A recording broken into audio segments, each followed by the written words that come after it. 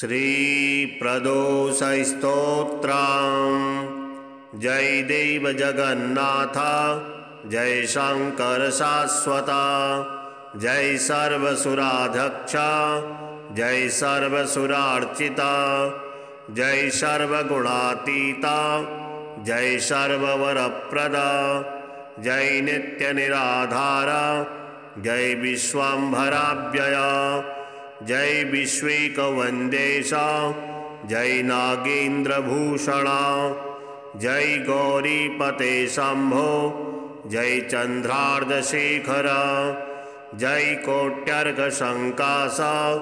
जयानन्तगुणाश्रय, जय भद्रविरूपाक्ष, जयाचिन्तनिरञ्जन, जय नाथ कृपा सिंधो, जय भक्त्यार्तिभञ्जन, जय दुस्तर संसार सागरोत्तारण प्रभो, प्रसीद मे महादेव, संसारार्तस्य खिद्यतः, सर्वपापक्षयं कृत्वा रक्ष मां परमेश्वर, महादारिद्र्यमग्नस्य महापापहतस्य च, महाशोकनिविष्टस्य महारोगातुरस्य च, ऋणभारपरीतस्य दह्यमानस्य कर्मभिः, ग्रहे प्रपीड्यमानस्य प्रसीद मम शंकर, दरिद्रः प्रार्थयेत् देवं प्रदोषे गिरिजापतिम्, अर्थाढ्यो वाथ राजा वा प्रार्थयेत् देवमीश्वरम्, दीर्घमायुः सदारोग्यं कोशवृद्धिं बलोन्नतिः, ममास्तु नित्यमानन्दः प्रसादात् तव शंकर, शत्रवः संशयं यान्तु प्रसीदन्तु मम प्रजाः, नश्यन्तु दशवो राष्ट्रे जनाः सन्तु निरापदः, दुर्भिक्षमरिसन्तापा समं यान्तु महीतले, सर्वस्य समृद्धिस्य भूयात् सुखमयाद्दिशः, एवमाराधयेद्देवं पूजान्ते गिरिजापतिं, ब्राह्मणान् भोजयेत् पश्चात्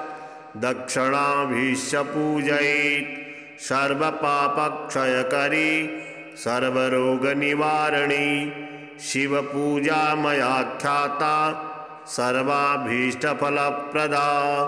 श्रीशिवार्पणमस्तु। अध श्री महाकाल शनिमृत्युंजय स्तोत्रम्। नीलाद्रिशोभाचित दिव्यमूर्तिः, खड्गी त्रिदण्डी शरचापहस्तः, शम्भुर्महाकाल शनिः पुरारिर्, जयत्यशेषासुरनाशकारी विनियोगः। ॐ अस्य श्री महाकाल शनिमृत्युंजय स्तोत्रमन्त्रस्य पिप्लादि ऋषिरनुष्टुप् छन्दो, महाकाल शनिर्देवता संबीजमायोषि शक्तिः, कालपुरुषायेति कीलकम्, मम कालापमृत्युनिवारणार्थे पाठे विनियोगः। नीलाद्रिशोभाचित दिव्यमूर्तिः, खड्गो त्रिदण्डी शरचापहस्तः, शम्भुर्महाकाल शनिः पुरारिर्, जयत्यशेषासुरनाशकारी, मेरुपृष्ठे समासीनं सामरस्ये स्थितं शिवम्, प्रणम्य शिरसा गौरी पृच्छति स्म जगद्धिताम्, पार्वत्युवाच भगवन् देवदेवेश भक्तानुग्रहकारका, अल्पमृत्युविनाशाय यत्त्वया पूर्वसूचितम्, तदेव त्वं महाबाहो लोकानां हितकारकम्, तौ मूर्तिर्प्रभेदस्य महाकालस्य साम्प्रताम्, शनिर्मृत्युञ्जय स्तोत्रम् ब्रूहि मे नेत्रजन्मनः। अकाल मृत्युहरणम् अपमृत्युनिवारणम् शनिमन्त्र प्रभेदायैर्तैर्युक्ताम् यस्तवम् शुभम् प्रतीनाम चतुर्यन्ताम् नमोन्ताम् अनुनायुताम्। श्रीशङ्कर उवाच नित्ये प्रियतमे गौरी सर्वलोकहिते रते गुह्याद्गुह्यतमम् दिव्यम् सर्वलोकोपकारकम् शनि मृत्युञ्जय स्तोत्रम् प्रवक्ष्यामि तवद्धुना सर्वमङ्गलमाङ्गल्यम् सर्वशत्रुविमर्दनम् सर्वरोगप्रशमनम् सर्वापद्निवारणम् शरीरारोग्यकरणम् आयुवृद्धिकरम् नृणाम्। यदि भक्तासि मे गौरी गोपनीयम् प्रयत्नतः गोपिताम् सर्वतन्त्रेषु तत्शृणुष्व महेश्वरी। ऋषिन्यासाम् करन्यासाम् देहन्यासाम् समाचरेत् महोग्रम् मूर्धनि विन्यस्य मुखे वैवस्वतम् न्यसेत् गले तु विनियस्येन्मन्दम् बाहुवोर्महाग्रहम् न्यसेत् हृदि न्यस्येन्महाकालम् गुह्ये कृशतनुम् न्यसेत् जानवो तुण्डुचलम् न्यस्य पादयोस्तु शनैश्चराम् एवम् न्यासविधिः कृत्वा पश्चात् कालात्मनः शनैः न्यासम् ध्यानम् प्रवक्ष्यामि तनौ सर्वार्पणेन्नरः कल्पादियुगभेदाश्च करन्यासरूपिणः कालात्मनो नशेर्गात्रे मृत्युञ्जय नमोऽस्तु ते। मनमन्त्राणि सर्वाणि महाकालस्वरूपिणः भावयेत् प्रतिप्रत्यङ्गे महाकालाय ते नमः भावयेत् प्रभाद्यब्दान् शीर्षे कालजिते नमः नमस्ते नित्यसेव्याय विनश्ये दयने भ्रुवौ शौर्ये च नमस्तेस्तु गण्डयोर्विनशेत्तून् श्रावणम् भावये रक्षोर्नमः कृष्णविभाय च महोग्राय नमो भारदम् तथा श्रवणयोर्नशेत् नमो वै दुर्निरीक्षाय चाश्विनम् विनशेन्मुखे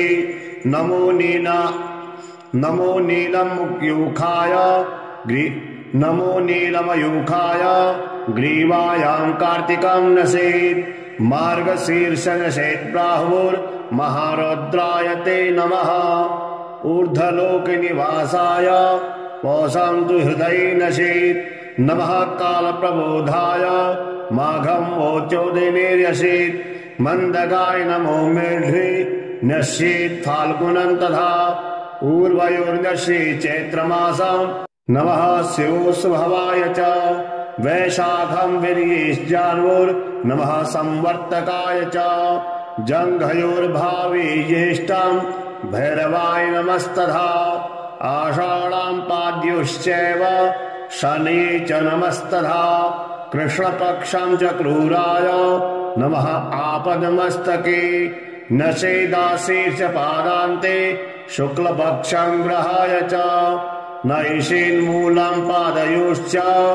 ग्रहाय शनये नमः नमः सर्वजिते चैव तोयम् सर्वाङ्गुलो नशेत् न्यषेद्गुल्फदयोर्विश्वम् नमः शुष्कतराय च विष्णुभ्रम् भावे जङ्घु भये शिष्टतमायते जानयोद्वये धनिष्ठाम् च नशेत् कृष्णरुचे नमः ऊर्ध्वये वारुणान्यशेत् कालभृते नमः पूर्वाभाद्रम् नशेत् मेढ्रे जटाजूटधराय च पृष्ठ उत्तरभाद्रम् च करालाय नमस्तथा रेवतीम् च नशेन्नाभो नमो मन्दचराय च गर्भदेशे नशेद्दस्त्राम् नमः श्यामतराय च नमो भोगस्त्रजे नित्यम् यमम् स्तनयुगे नशेत् नशेषत्कृतिकाम् हृदये नमस्तेऽप्रियाय च रोहिणीम् भावे धस्ते नमस्ते खड्गधारिणे मृगम् न्यशेषत्तद्वामा हस्ते त्रिदण्डो नशिताय च दक्षोर्धभावे दौद्रम् नमो वै बाणधारिणे पुनर्वसुर्मूर्धिम् नमो वैचापधारिणे तिष्यं नशेद्वक्षबाहो नमस्ते हरमण्डवे सार्पं नशेद्वामबाहो चोग्रचापायते नमः मघां विभावेत्कण्ठे नमस्ते भस्मधारणे मुखे नशेद्भगर्यक्ष च नमः क्रूरग्रहाय च भावेद्रक्षनाशायां मरणमाणस्य योगिने भावेद वामनाशायां हस्तर्क्षं धारणे नमः त्वष्ट्राणं नक्षते दक्षकर्णे कृशान्न प्रियायते स्वातिं नशेद्वामकर्णे नमो ब्रह्ममयाय च विशाखां च दक्षनेत्रे नमस्ते ज्ञानदृष्टये मैत्रं नशेद्वामनेत्रे नमोऽन्धलोचनाय ते साक्रं नशेदशिरसे नमः संवर्तकाय च विषकुम्भं भावे शीर्षे सन्धुकलायते प्रीतियोगं भ्रवो सन्धौ महामन्दं नमोऽस्तुते नेत्रयोः सन्धावायुष्मा योगं भीष्मायते नमः सौभाग्यं भावेन्नाशा सन्धो फलाशनाय च शोभनं भावेत्कर्णे सन्धो प्रणयात्मने नमः नमः कृष्णयति गण्डं अनुसन्धो विभावयेत् नमो निर्मांसदेहाय सुकर्माण शिरोधरे धृतिं न्यसे दक्षबाहो पृष्ठां छायासुताय च तन्मूलसन्धो शूलं च नशेदुग्रायते नमः तत्क्रूपरे नशेद्गण्डे नित्यानन्दायते नमः वृद्धिं तन्मणिबन्धे च कालज्ञाय नमो नशेत् ध्रुवं तङ्गुलीमूलसन्धौ कृष्णायते नमः व्याघातं भावयेद्वाम बाहुपृष्ठे कृशाय च हर्षणं तन्मूलसन्धौ भूतसन्तापिने नमः तत्क्रूरपरे नशेद्वज्रं सानन्दाय नमोऽस्तुते सिद्धिं तन्मणिबन्धे च नशेत्कालाग्रये नमः व्यतिपातं कराग्रेषु नशेत्कालविकृते नमः वरीयांसां दक्षपार्श्वो सन्धो कालात्मने नमः परिघं भावेद्वाम पार्श्वसन्धो नमोऽस्तुते नशेद्दक्षोरुसन्धौ च शिवं च कालसाक्षिणे तज्जानो भावे सिद्धिं महादेहायते नमः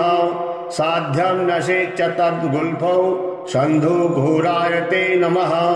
नशेतत्तुङ्गली सन्धौ शुभं रौद्रायते नमः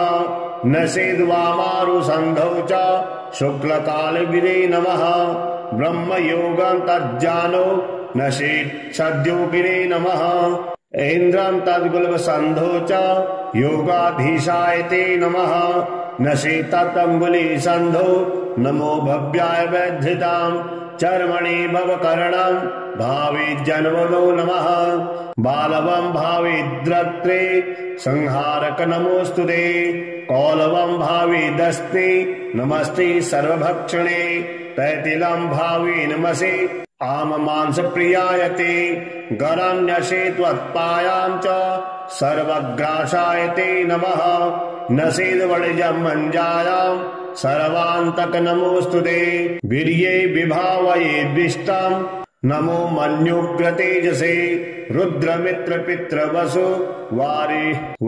वारिणेयाताशपञ्च च मुहूर्तांश्च दक्षपाद नखेषु भावेन्नमः खगेशाय च खस्थाय खेचराय स्वरूपिणे पुरुहूतशतमखे विश्ववेदो विदुस्तथा मुहूर्ताश्च वामपाद नखेषु भावेन्नमः सत्यव्रताय सत्याय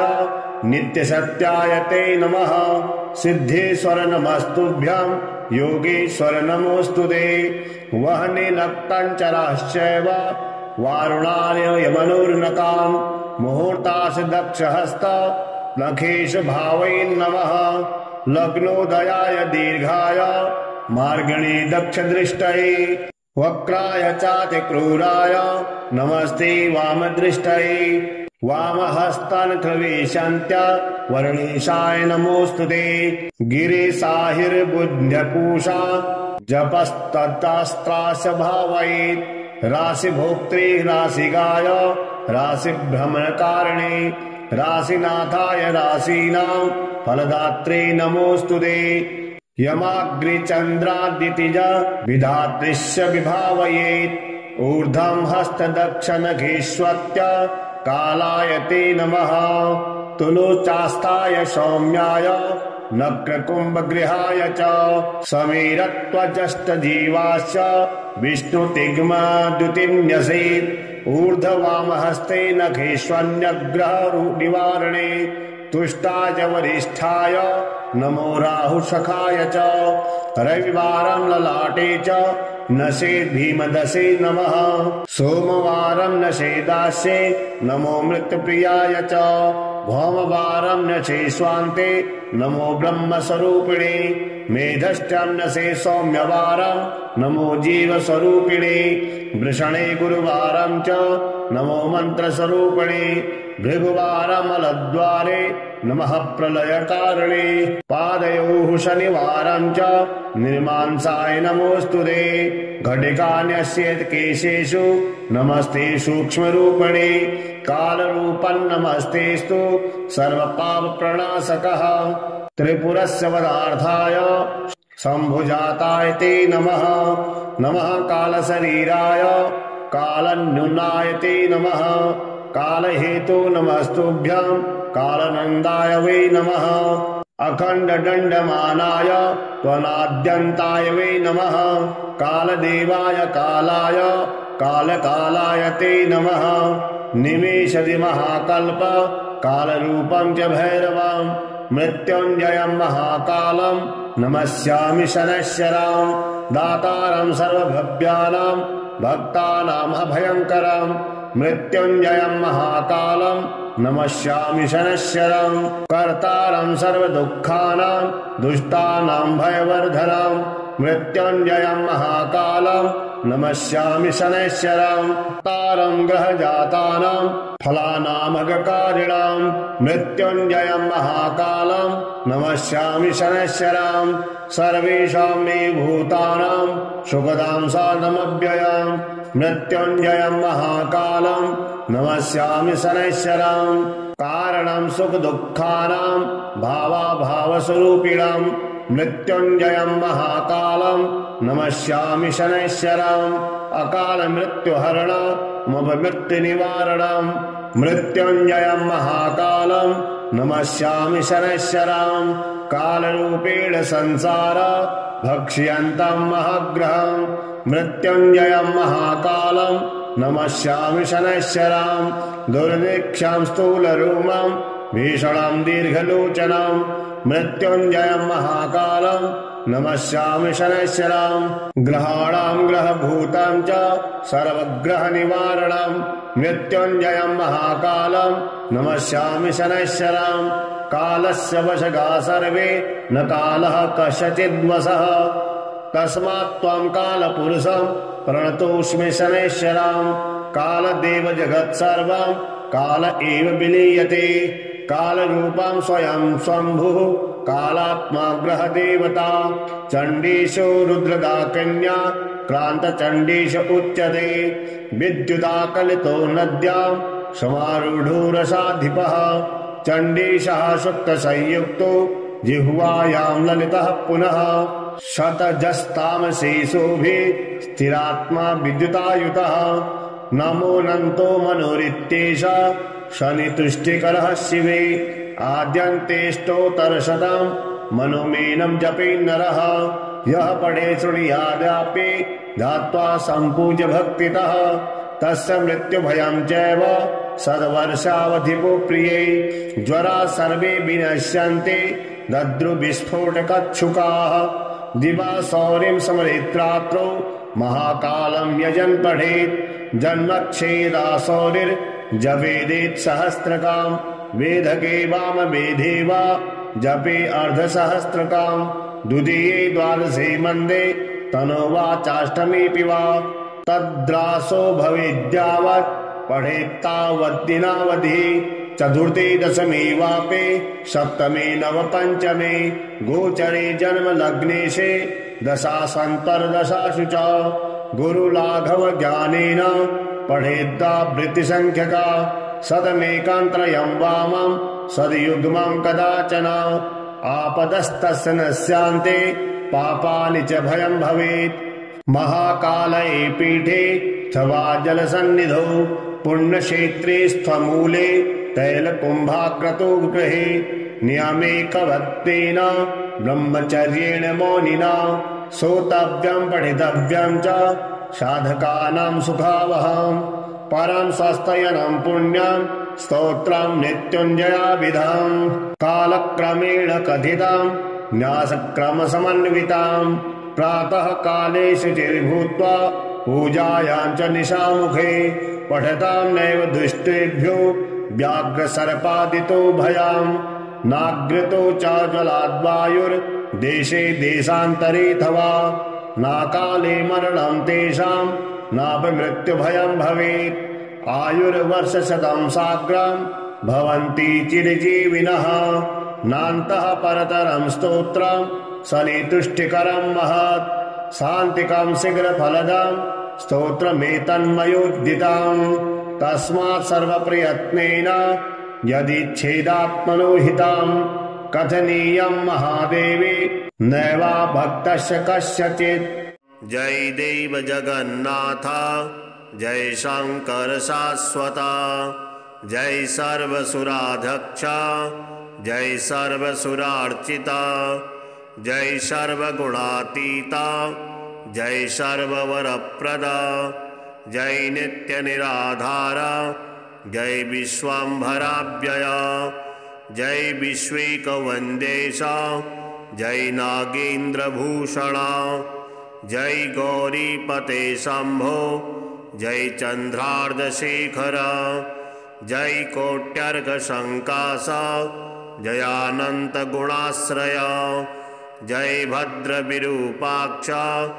जयाचिन्तनिरञ्जन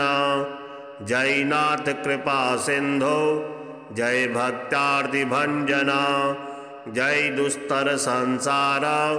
सागरोत्तारण प्रभो प्रसीद मे महादेव संसारार्तस्य खिद्यतः सर्वपापक्षयं कृत्वा रक्ष मां परमेश्वर महादारिद्र्यमग्नस्य महापापहतस्य च महाशोकनिविष्टस्य महारोगातुरस्य च ऋणभारपरीतस्य दह्यमानस्य कर्मभिः ग्रहे प्रपीड्यमानस्य प्रसीद मम शङ्कर दरिद्रः प्रार्थयेद्देवं प्रदोषे गिरिजापतिम् अर्थाढ्यो वाथ राजा वा प्रार्थयेद्देवमीश्वरम् दीर्घमायुः सदारोग्यं कोशवृद्धिं बलोन्नतिः ममास्तु नित्यमानन्दः प्रसादात् तव शङ्कर शत्रवः संशयं यान्तु प्रसीदन्तु मम प्रजाः नश्यन्तु दशवो राष्ट्रे जनाः सन्तु निरापदः दुर्भिक्षमरिसन्तापा समं यान्तु महीतले सर्वस्य समृद्धिस्य भूयात् सुखमयाद्दिशः एवमाराधयेद्देवं पूजान्ते गिरिजापतिं ब्राह्मणान् भोजयेत् पश्चात् दक्षिणाभिश्च पूजयेत् सर्वपापक्षयकरी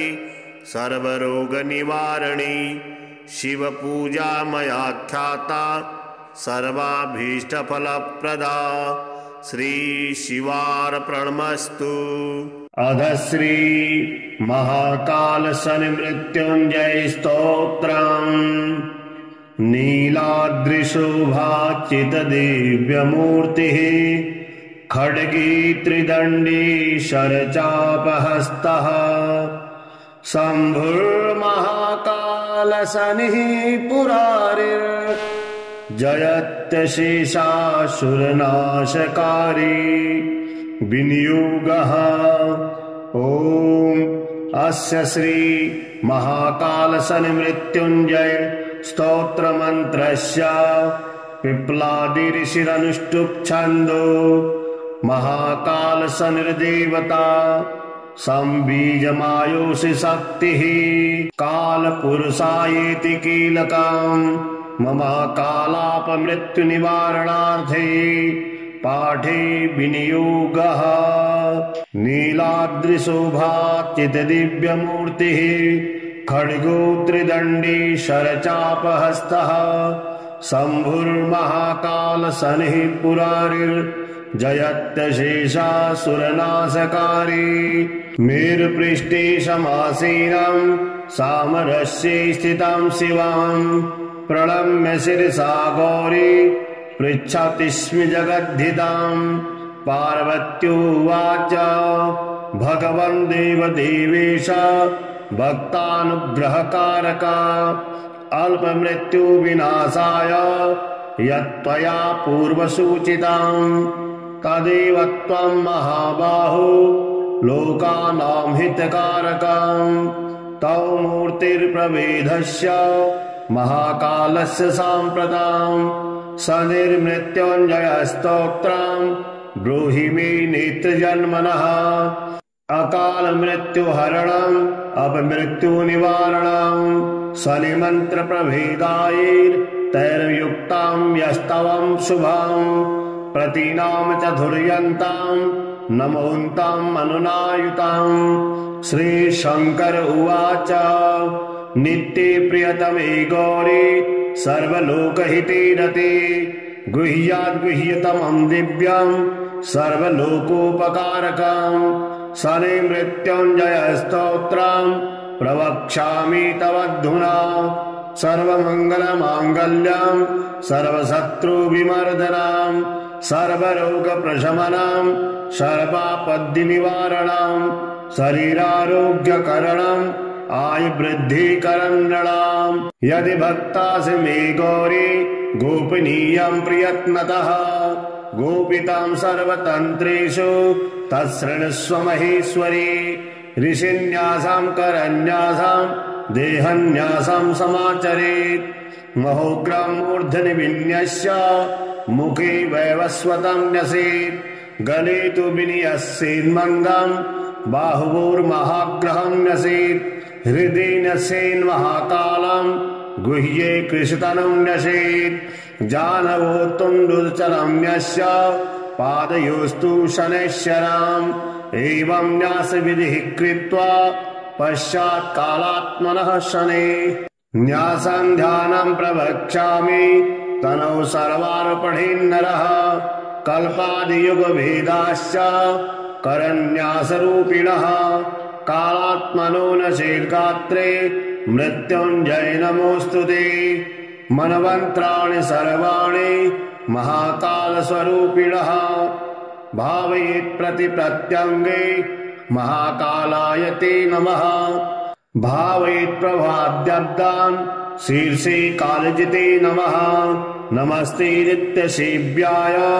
विनश्ये दयने भृगौ शौर्ये च नमस्तेस्तु गण्डयोर्विनशेत्तून् श्रावणं भावैरक्षोर्नमः कृष्णविभाय च महोग्राय नमो भारदं तथा श्रवणयोर्नसेत् नमो वैदुर्निरीक्षाय चाश्विनं विनशेन्मुखे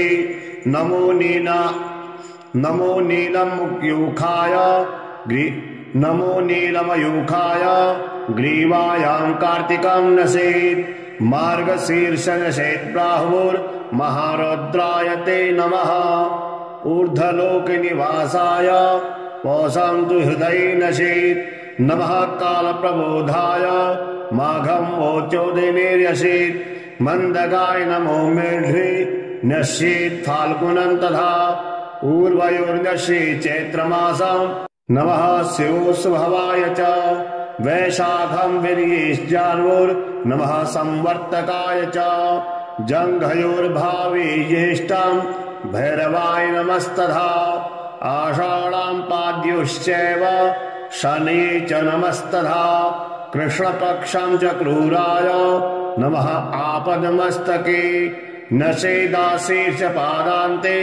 शुक्लपक्षं ग्रहाय च नैषीन्मूलं पादयोश्च ग्रहाय शनै नमः नमः सर्वजितैश्चैव तोयं सर्वाङ्गुलो न्यसेत् न्यसेद्गुल्फतयोर्विश्वं नमः शुष्कतराय च विष्णुभं भावे जम्भु भये शिष्टतमायते जानयोद्वये धनिष्ठां च नशेत् कृष्णरुचे नमः उर्द्वये वारुणान्यसेत् कालभृते नमः पूर्वाभाद्रं नसेत् मेढ्रे जटाजूटधराय च पृष्ठ उत्तरभाद्रं च करालाय नमस्तथा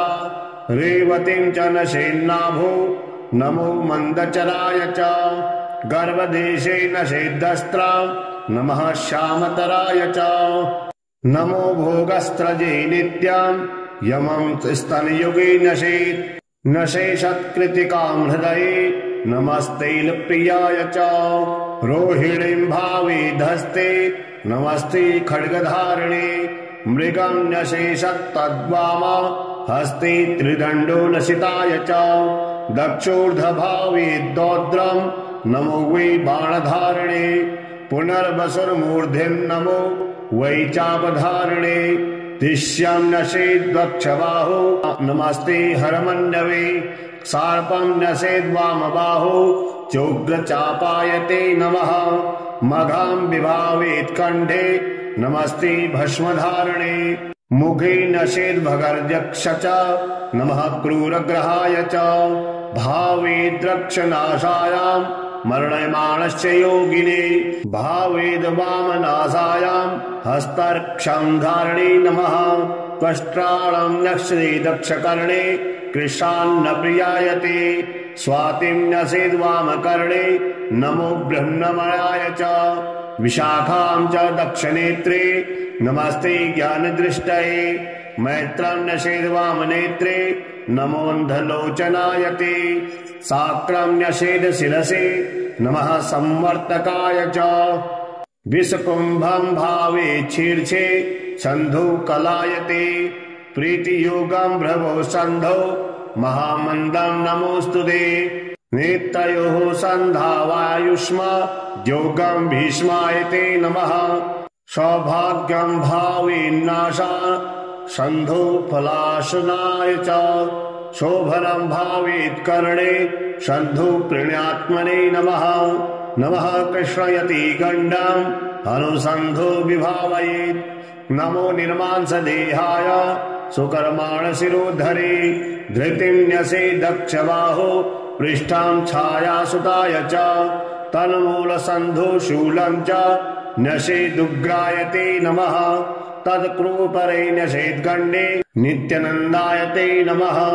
वृद्धिं तन्मणिबन्धे च कालज्ञाय नमो न्यसेत् ध्रुवं तङ्गुली मूलसन्धौ कृष्णायते नमः व्याघातं भावयेद्वाम बाहुपृष्ठे कृशाय च हर्षणं तन्मूलसन्धौ भूतसन्तापिने नमः तत्क्रूरपरे न्यसेद्वज्रं सानन्दाय नमोऽस्तुते सिद्धिं तन्मणिबन्धे च न्यसेत्कालाग्रये नमः व्यतिपातं कराग्रेषु न्यसेत्कालप्रकृते नमः वरीयांसां दक्षपार्श्वो सन्धो कालात्मने नमः परिघं भावेद्वाम पार्श्वसन्धो नमोऽस्तुते न्यसेद्दक्षोरुसन्धौ च शिवं च कालसाक्षिणे तज्जानो भावे सिद्धिं महादेहाय ते नमः साध्यं नशेच्च तद्गुल्फौ सन्धो घोराय ते नमः नशेतत्तुङ्गली सन्धौ शुभं रौद्राय ते नमः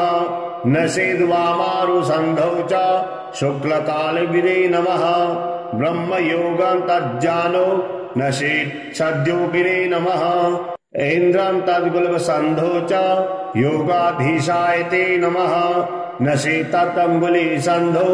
नमो भव्याय वैधृतां चर्मणि भवकर्णं भावे जन्मनो नमः बालवं भावे द्रत्रे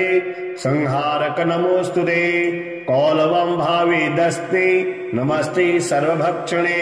तैतिलं भावी नमसे आम मांस प्रियायते गरं न्यसे त्वत्पायां च सर्वग्रासायते नमः नसेद्वणिजं मञ्जायां सर्वान्तक नमोऽस्तुते वीर्ये विभावयेद्विष्टं नमो मन्युग्रतेजसे रुद्रमित्रपितृवसु वारिणेयाताश पञ्च च मुहूर्तांश्च दक्षपाद नखेषु भावे नमः खगेशाय च खस्थाय खेचराय स्वरूपिणे पुरुहूत सतमखे विश्ववेदो विदुस्तथा मुहूर्ताश्च वामपाद नखेषु भावे नमः सत्यव्रताय सत्याय नित्यसत्याय ते नमः सिद्धेश्वर नमस्तुभ्यं योगेश्वर नमोऽस्तुते वह्नि नक्तञ्चराश्चैव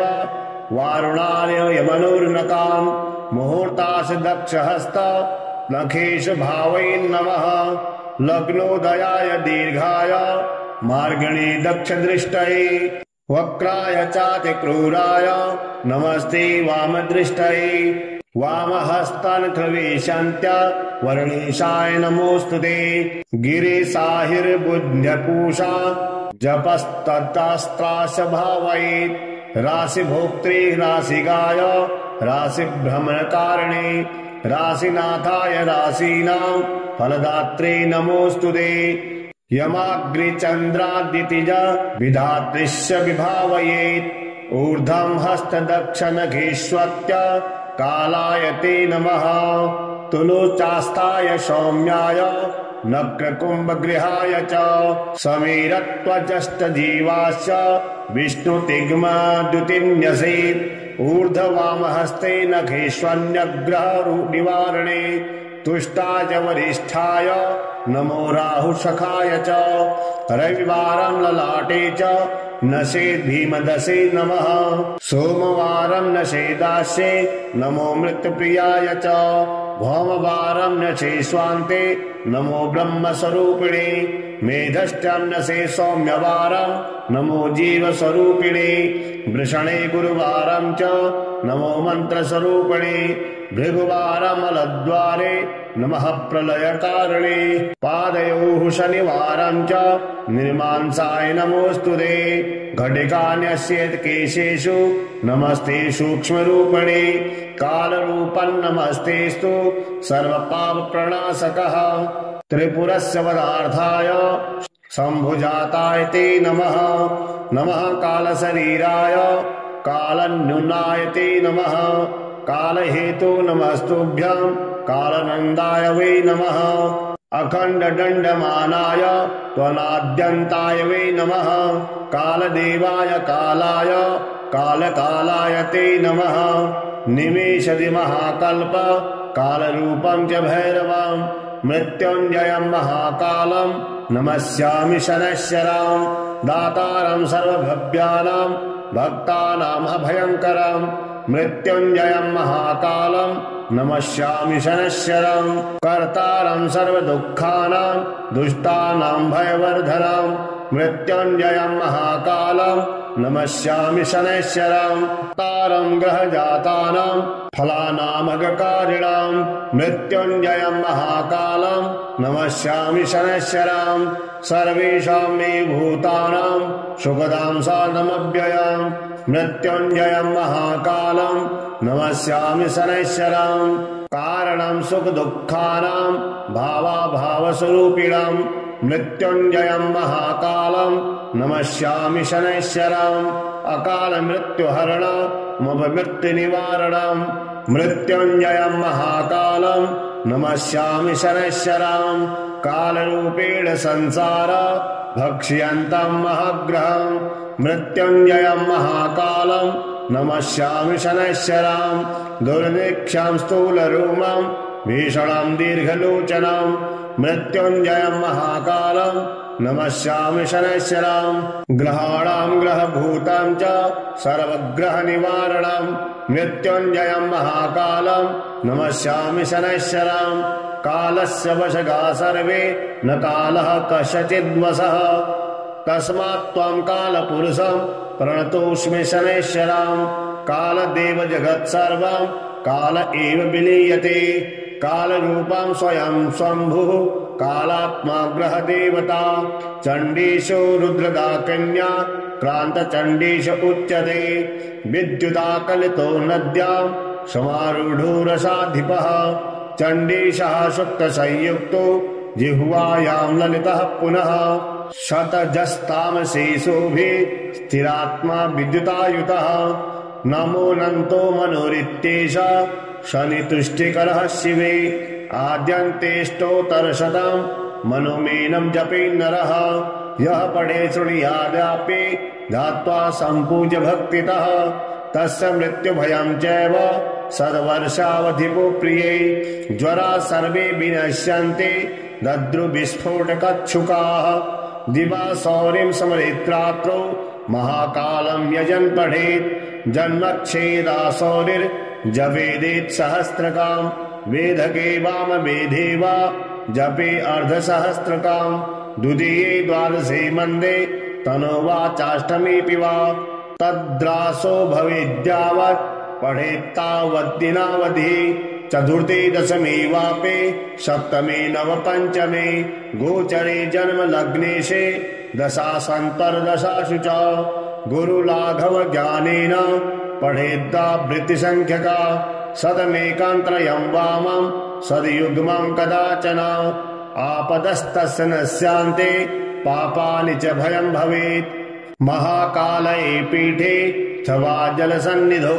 पुण्यक्षेत्रे स्थमूले तैलकुम्भाक्रतो गृहे नियमेकवत्तेन ब्रह्मचर्येण मौनिना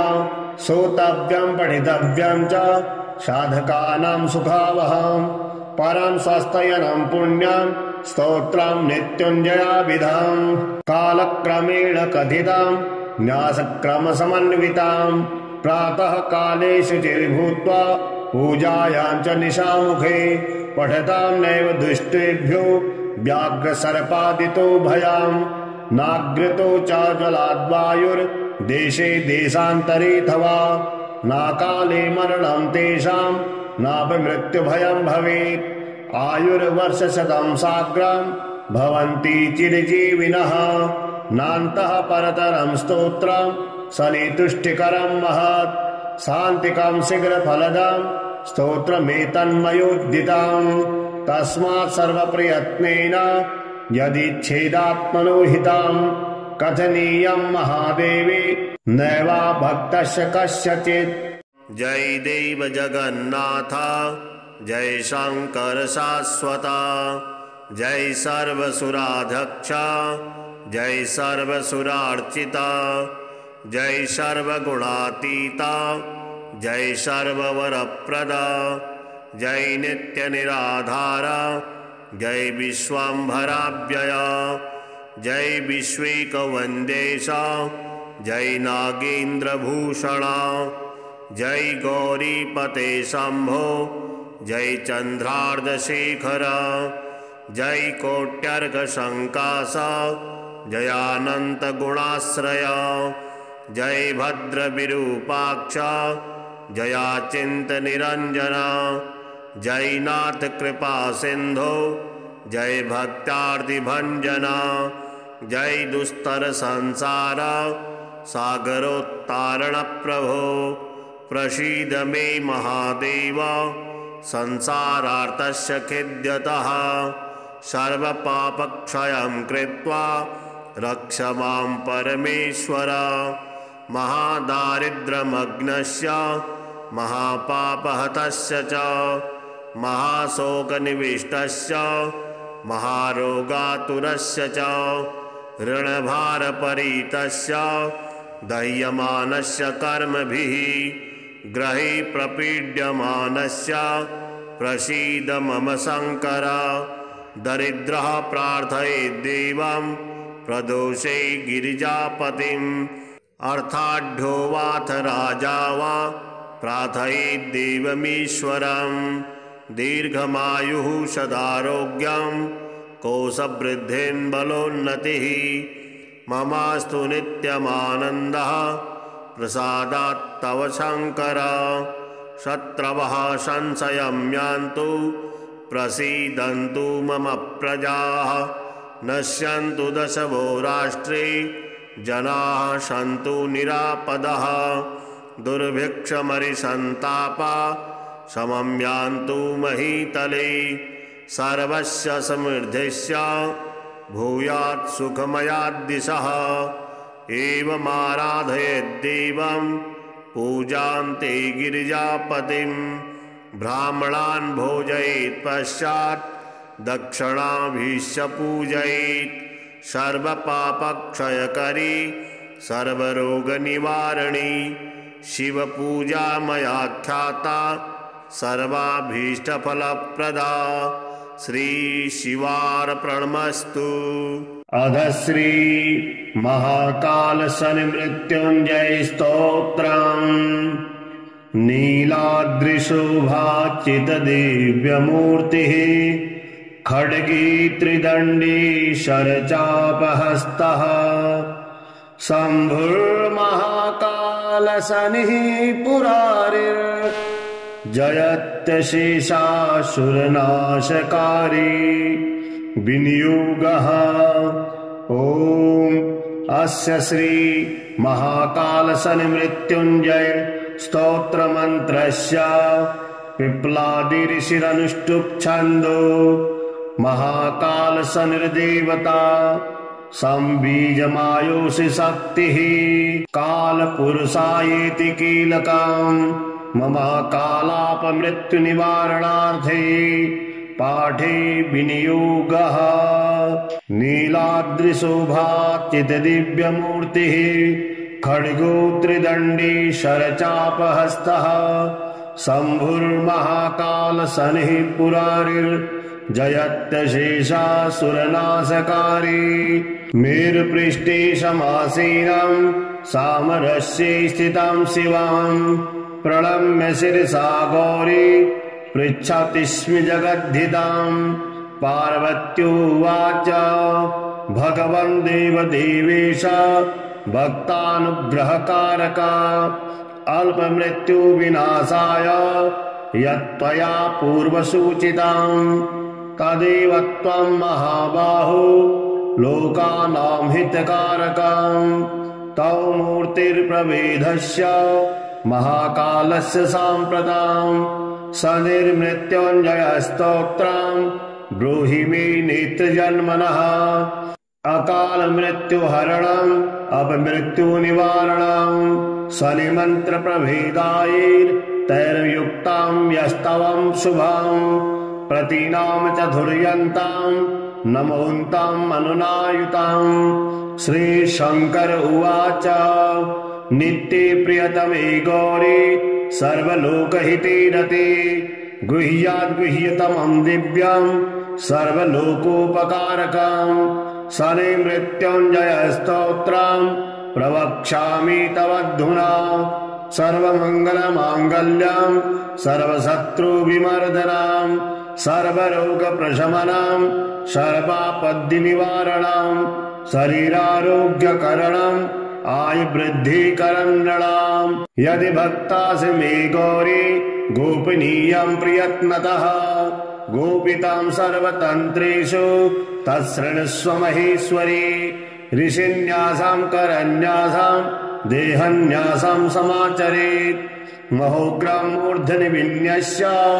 मुखे वैवस्वतम् न्यसेत् गले तु विनियस्येन्मन्दम्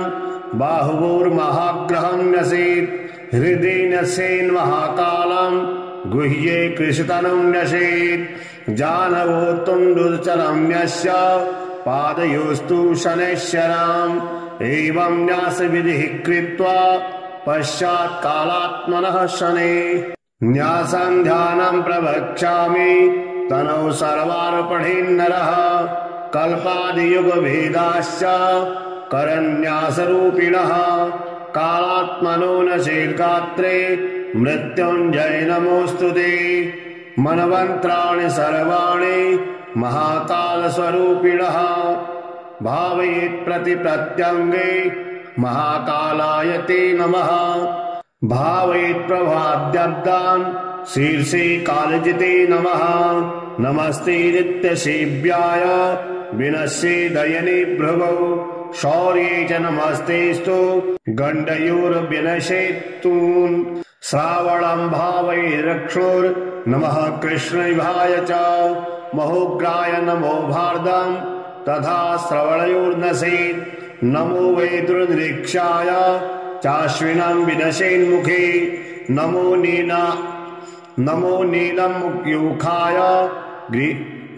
नीलमयूखाय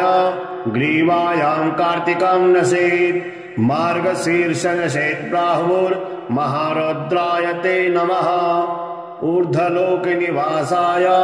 पौषं तु हृदये नशेत् नमः कालप्रबोधाय माघं वोचोदिनेर्यशेत् मन्दगाय नमो मेढ्रे नश्येत् फाल्गुनं तथा ऊर्वयोर्नश्येत् चैत्रमासं नमः शिवोत्सभवाय च वैशाखं वीर्येश्जान्वोर्नमः संवर्तकाय च जङ्घयोर्भावे ज्येष्ठं भैरवाय नमस्तथा आषाढं पाद्योश्चैव शनये च नमस्तथा कृष्णपक्षं च क्रूराय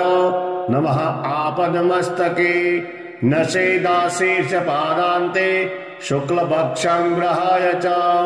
नैषेन्मूलं पादयोश्च ग्रहाय शनये नमः नमः सर्वजितैश्चैव तोयं सर्वाङ्गुलो नशेद्गुल्फदयोर्विश्वं नमः शुष्कतराय च विष्णुभं भावे जङ्घु भये शिष्टतमाय ते जानयोद्वये धनिष्ठां च नशेत् कृष्णरुचे नमः ऊर्ध्वये वारुणान्यशेत् कालभृते नमः पूर्वाभाद्रं नशेत् मेढ्रे जटाजूटधराय च पृष्ठ उत्तरभाद्रं च करालाय नमस्तथा रेवतीं च नशेन्नाभो नमो मन्दचराय च गर्भदेशे नशेद्दस्त्रां नमः श्यामतराय च नमो भोगस्त्रजे नित्यं यमं स्तनयुगे नशेषत्कृतिकां हृदये नमस्तेऽप्रियाय च रोहिणीं भावे धस्ते नमस्ते खड्गधारिणे मृगं नशेषत्तद्वामा हस्ते त्रिदण्डो नशिताय च दक्षोर्धभावे दौद्रं नमो वै बाणधारिणे पुनर्वसुर्मूर्धिं नमो वै चापधारिणे तिष्यं नशेद्वक्षबाहो नमस्ते हरमण्डवे सर्पं नशेद्वामबाहो चोग्रचापाय ते नमः मघां विभावेत्कण्ठे नमस्ते भस्मधारिणे मुखे नशेद्भगर्यक्ष च नमः क्रूरग्रहाय च भावेद्रक्षनाशायां मरणमाणस्य योगिने भावेद्वामनाशायां हस्तर्क्षं धारिणे नमः त्वष्ट्राणं नक्षते दक्षकर्णे कृशान्नप्रियायते स्वातिं नशेद्वामकर्णे नमो ब्रह्ममयाय च विशाखां च दक्षनेत्रे नमस्ते ज्ञानदृष्टये मैत्रं नशेद्वामनेत्रे नमोऽन्धलोचनाय ते साक्रं नशेदशिरसे नमः संवर्तकाय च विषकुम्भं भावे शीर्षे सन्धौ कलायते प्रीतियोगं भ्रवो सन्धौ महामन्दं नमोऽस्तुते नेत्रयोः सन्धावायुष्मा योगं भीष्माय ते नमः सौभाग्यं भावेन्नाशा सन्धौ फलाशनाय च शोभनं भावेत्कर्णे सन्धौ प्रणयात्मने नमः नमः कृष्णयति गण्डं अनुसन्धो विभावयेत् नमो निर्मांसदेहाय सुकर्माणशिरोधरे धृतिं न्यसेदक्षबाहो पृष्ठां छायासुताय च तन्मूलसन्धो शूलं च न्यसेदुग्राय नमः तत्कृपरे न्यसेद्गण्डे नित्यानन्दाय ते नमः वृद्धिं तन्मणिबन्धे च कालज्ञाय नमो न्यसेत् ध्रुवं तङ्गुलीमूलसन्धौ कृष्णाय ते नमः व्याघातं भावयेद्वाम बाहुपृष्ठे कृशाय च हर्षणन्तनमूलसन्धौ भूतसन्तापिने नमः तत्क्रूरपरे न्यसेद्वज्रम् सानन्दाय नमोऽस्तुते सिद्धिं तळमणिबन्धे च न्यसेत्कालाग्रये नमः व्यतिपातं कराग्रेषु न्यसेत्कालविकृते नमः वरीयांसां दक्षपार्श्वो सन्धुकालात्मने नमः परिघं भावेद्वामा पार्श्वसन्धौ नमोऽस्तुते न्यसेद्दक्षोरुसन्धौ च शिवं च कालसाक्षिणे तज्जानो भावे सिद्धिं महादेहाय ते नमः साध्यं नशेच्च तद्गुल्फौ सन्धुघोराय ते नमः नशेतत्तुङ्गली सन्धौ शुभं रौद्राय ते नमः नशेद्वामारुसन्धौ च शुक्लकालविदे नमः ब्रह्मयोगं तज्जानो नशेत् सद्योगिने नमः ऐन्द्रं तद्गुल्फसन्धौ च योगाधीशाय ते नमः नशेततङ्गुली सन्धौ नमो भव्याय वैधृतां चर्मणि भवकर्णं भावे जन्मनो नमः बालवं भावेद्रक्त्रे संहारक नमोऽस्तुते कौलवं भावेदस्ते नमस्ते सर्वभक्षणे तैतिलं भावे नमसे आम मांस प्रियाय ते गरं न्यसेत्वत्पायां च सर्वग्रासाय ते नमः नसेद्वणिजं मञ्जायां सर्वान्तक नमोऽस्तुते वीर्ये विभावयेद्विष्टं नमो मन्युग्रतेजसे रुद्रमित्रपितृवसु वारिणेयाताशपञ्च च मुहूर्तांश्च दक्षपाद नखेषु भावेन्नमः खगेशाय च खस्थाय खेचराय स्वरूपिणे पुरुहूतशतमखे विश्वविदुर्विदुस्तथा मुहूर्ताश्च वामपाद नखेषु भावेन्नमः सत्यव्रताय सत्याय नित्यसत्याय ते नमः सिद्धेश्वर नमस्तुभ्यं योगेश्वर नमोऽस्तुते वह्नि नक्तञ्चराश्चैव वारुणाय यमनुर्नकां मुहूर्ताश्च दक्षहस्त नखेषु भावेन्नमः लग्नोदयाय दीर्घाय मार्गणे दक्षदृष्टये वक्राय चातिक्रूराय नमस्ते वामदृष्टये वामहस्तान्कृवेशान्त्य वर्णेशाय नमोऽस्तुते गिरिसाहिर्बुध्यपूषा जपस्तत्राश भावयेत् राशिभोक्त्रे राशिगाय राशिभ्रमणकारिणे राशिनाथाय राशीनां फलदात्रे नमोऽस्तुते यमाग्रे चन्द्रादितिज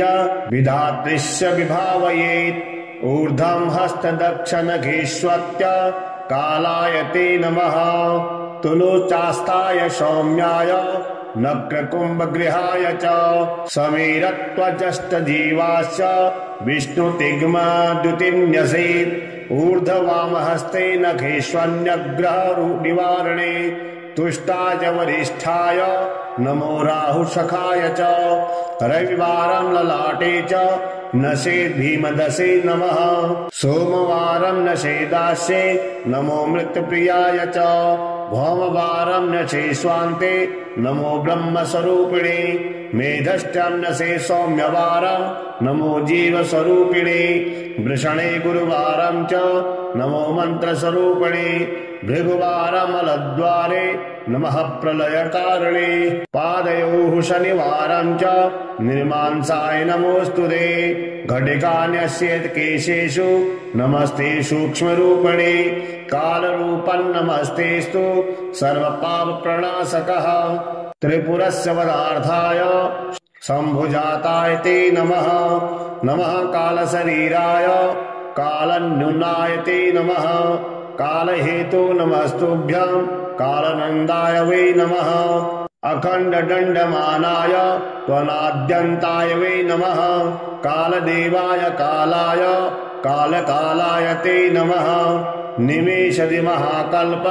कालरूपं च भैरवं मृत्युञ्जयं महाकालं नमस्यामि शनैश्चरां दातारं सर्वभव्यानां भक्तानाम् अभयङ्करं मृत्युञ्जयं महाकालं नमस्यामि शनैश्चरम् कर्तारं सर्वदुःखानां दुष्टानां भयवर्धनम् मृत्युञ्जयं महाकालं नमस्यामि शनैश्चरम् तारं ग्रहजातानां फलानामगकारिणां मृत्युञ्जयं महाकालं नमस्यामि शनैश्चरम् सर्वेषां मे भूतानां सुखदां साधनमव्ययम् मृत्युञ्जयं महाकालं नमस्यामि शनैश्चरम् कारणं सुखदुःखानां भावाभावस्वरूपिणम् मृत्युञ्जयं महाकालं नमस्यामि शनैश्चरम् अकालमृत्युहरणमपमृत्युनिवारणम् मृत्युञ्जयं महाकालं नमस्यामि शनैश्चरम् कालरूपेण संसार भक्ष्यन्तं महग्रहम् मृत्युञ्जयं महाकालं नमस्यामि शनैश्चरम् दुर्निक्षं स्थूलरूपं भीषणं दीर्घलोचनं मृत्युञ्जयं महाकालं नमस्यामि शनैश्चरम् ग्रहाणां ग्रहभूतं च सर्वग्रहनिवारणम् मृत्युञ्जयं महाकालं नमस्यामि शनैश्चरम् कालस्य वशगा सर्वे न कालः कस्यचिद्वशः तस्मात् त्वं कालपुरुषं प्रणतोऽस्मि शनैश्चरम् कालदेव जगत् सर्वं काल एव विलीयते कालरूपं स्वयं स्वम्भुः कालात्मा ग्रहदेवता चण्डीशो रुद्रदा कन्या क्रान्तचण्डीश उच्यते विद्युदाकलितो नद्यां समारूढो रसाधिपः चण्डीशः सुप्तसंयुक्तो जिह्वायां ललितः पुनः शतजस्तामशेषोभिः स्थिरात्मा विद्युतायुतः नमोऽनन्तो मनोरित्येष शनितुष्टिकरः शिवे आद्यन्तेष्टोत्तरशतं मनोमेनं जपे नरः यः पठे शृणुयादपि ध्यात्वा सम्पूज्य भक्तितः तस्य मृत्युभयं चैव सद्वर्षावधिको प्रिये ज्वरा सर्वे विनश्यन्ति दद्रुविस्फोटकच्छुकाः दिवा सौरिं स्मरेत्रात्रो महाकालं यजन् पठेत् जन्मच्छेदासौरिर्जपेदेत् सहस्रकां वेदके वामवेदे वा जपे अर्धसहस्रकां द्वितीये द्वादशे मन्दे तनोवाचाष्टमीपि वा तद्रासो भवेद्यावत् पठेत्तावद्दिनावधि चतुर्थे दशमे वापे सप्तमे नवपञ्चमे गोचरे जन्म लग्नेशे दशासन्तर्दशासु च गुरुलाघव ज्ञानेन पठेद्दावृत्तिसङ्ख्यका शतमेकान्त्रयं वामं सद्युग्मं कदाचन आपदस्तस्य न स्यान्ते पापानि च भयं भवेत् महाकालये पीठे थवा जलसन्निधौ पुण्यक्षेत्रे स्थमूले तैलकुम्भाग्रतो गृहे नियमेकवत्तेन ब्रह्मचर्येण मौनिना श्रोतव्यं पठितव्यं च साधकानां सुखावहम् परं स्वस्तयनं पुण्यं स्तोत्रं मृत्युञ्जयाभिधम् कालक्रमेण कथितं न्यासक्रमसमन्वितां